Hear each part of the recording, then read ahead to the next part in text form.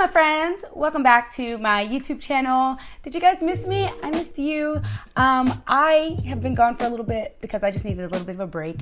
I needed to really sit down and think about what I wanted to do with my channel, where I wanted it to go, and what kind of content I wanted to produce and make and put out there for you guys. I settled on just turning everybody into giant weebs. I love recommending stuff for people. I love reviewing things, and my goal is just to get everybody to read as many indie comics as possible. So I just took some time, wrote down a bunch of video ideas that I have, and I just figured to start shooting them basically like almost every day, every other day. And I will try and put out a video every week from now on. Today, I got a fun little segment I want to call mini-series recommendations, because people are constantly asking me what they should read.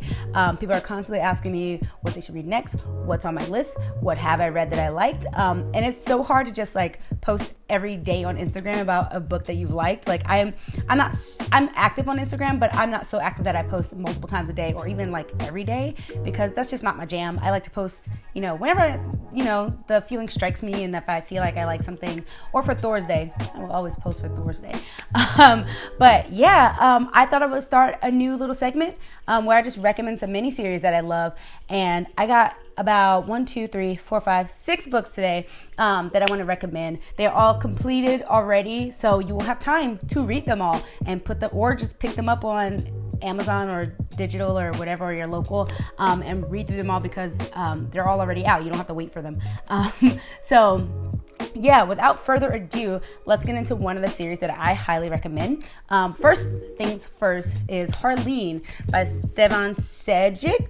I really hope I say his name right. I always feel like I'm saying his name wrong. But the creator of this also made a book that I really love called Sunstone. They are very prolific in the comic book industry. But Harleen it's basically a reimagining of Harley Quinn and the Joker.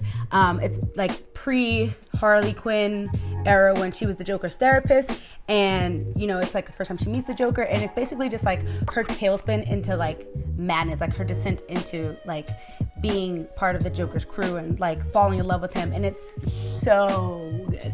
It's a DC Black Label, so the books are kind of odd, like an odd shape. Like they don't fit really on my shelf. Like they fit in like a weird way on my shelf. I kind of hate that, but it's not a big deal. And there's only 3 issues, but they are pretty big issues. Like, and the pages are pretty large. Like it's not very standard format. DC Black Label always puts out these like kind of funky sized books, but I like it. It's really, really good. It's a love story, but it's also a classic Joker story. So if you like the Joker, if you like Harley Quinn, if you like those characters in general but don't know anything about them, it's a good little side story. I don't believe it's very canon. I don't really read DC comic books very often. Like I said, I'm a big indie person. So I don't believe it's canon to any of the Batman stories. It's just a nice little fun side story if you like that kind of thing. Okay, Moscow Mule time. Delicious. Next up, we have Abbott, which is a book that I got for a video I was going to do about a bunch of Pride books that I got and read in June. But we all know me, I do not finish reading anything for the life of me. But this one I did finish because it was super good. Abbott is about a detective.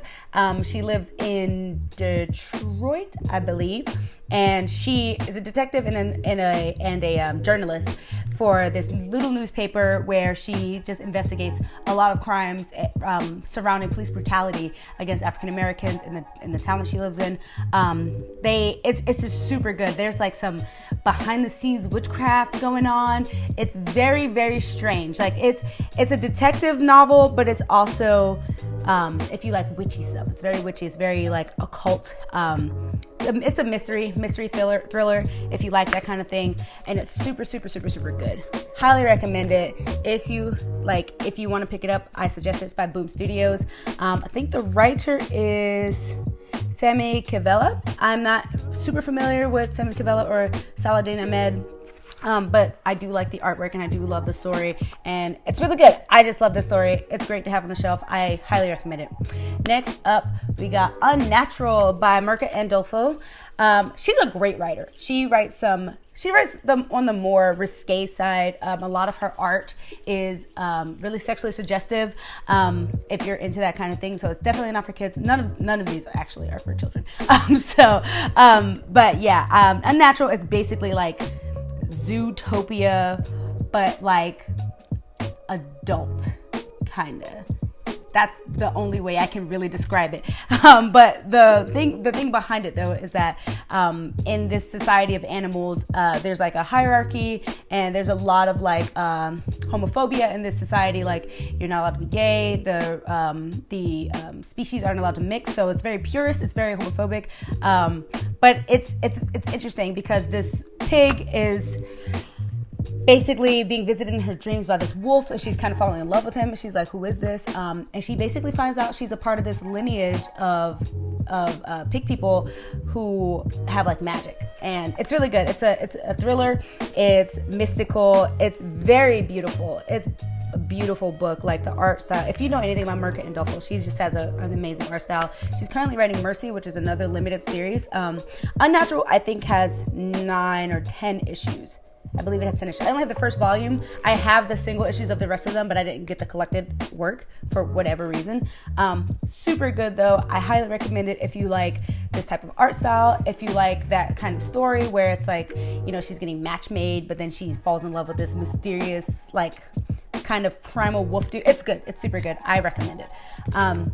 Next up is Naomi from DC Comics, another DC book, which is weird and out of there for me. But Naomi is a new addition to the DC universe. She is now part of the Young Justice universe, but her standalone story was very good. I recommend this for like teenagers, like in the 15 to 16 range. Like she's a teenager. There's nothing risque in it, but she's basically from another world. Or not another world, she's from another dimension, she finds out, and she's trying to find out how she's linked to Superman. She just has this feeling that she's like got another purpose, and she's right about that. She finds out she's adopted. Well, she knows she's adopted because she's black and her parents are white, so she obviously knows she's adopted. And she discovers she has powers, and the story is just really good. Her powers are awesome, and yeah, super recommend it. To get the collected work, it is 6 issues, I believe, either 5 or 6. I cannot remember. I think it might be 6 though. But yeah, she got a nice little standalone, and it was so good. This one was by Bendis, Walker, and Campbell. Campbell did the art. I like his art. I love his art. He does some really good art. But yeah, awesome book. Love that. Next up is super NSFW, The White Trees. It is by Chip Zdarsky, Chris Anka, and Matt Wilson. Chip Zdarsky writes one of my other really favorite stories called Sex Criminals. So he's also one of those people who is known for doing a little bit more mature stories. White Trees, though, it's about this guy right here. He finds out, well, it's about all of 3 of the guys. He finds out that his son and these 2, their daughter, is basically their kids have been kidnapped by a rival country, I believe, and they have to go find them. And this little dude over here, he has sworn off fighting. He has sworn off any kind of violence because he has done some really terrible things in the past. And he has to basically figure out how to go about finding his kids without getting violent. And he's like confronted with a lot of past demons, and he didn't even know his son was dating these 2 characters' daughter. So he's like thrown for a loop about that. So yeah, it's a really good story about internal conflict, about war, about, you know, all that fun stuff. Not fun stuff, but all that stuff. But I loved this book. It's only 2 issues though, which I was kind of sad about. I was kind of frustrated when I found out it was only 2 issues. But yeah, still a really good story if you like super short miniseries. Very good. I kind of hope that they come back and do another like prequel to it, because the art is really good. The art is amazing, and the story was just really good, and the guy who's the warrior is just like, he's pretty badass. They're all very badass, and I want to see more of that story. I want to go more into that world. Last but not least, absolutely not least, is House of X. I read all of these. I loved it so much. Hickman is phenomenal. X-Men is one of my favorite Marvel stories of all time. X-Men is a really hard comic book to get into because there's so much information. It's very old, it's very convoluted, there's a lot of different spin-off stories, and you don't know what's canon and what isn't canon.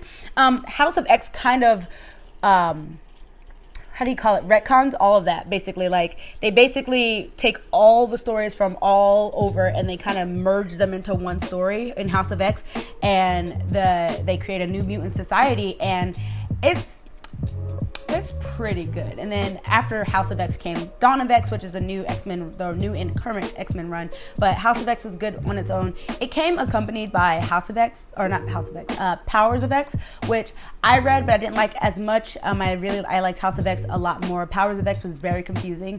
But yeah, love that story. Super good.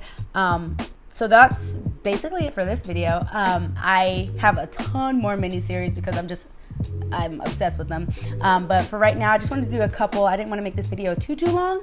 I just wanted to give you guys some recommendations if you're struggling to find something new to read, or if you have read these, let me know what you think down in the comments, or DM me or on Instagram and we can talk about it. Talk about what you liked, what you didn't like about each of these things, and let me know what miniseries I should put in the next segment of this, because I have a lot, but there's obviously a ton out there that I have not read or haven't finished.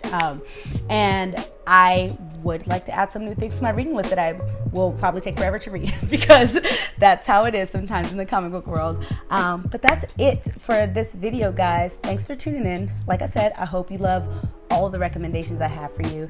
And if you love them, let me know. If you hate them, let me know. And I will see you guys next time. Bye.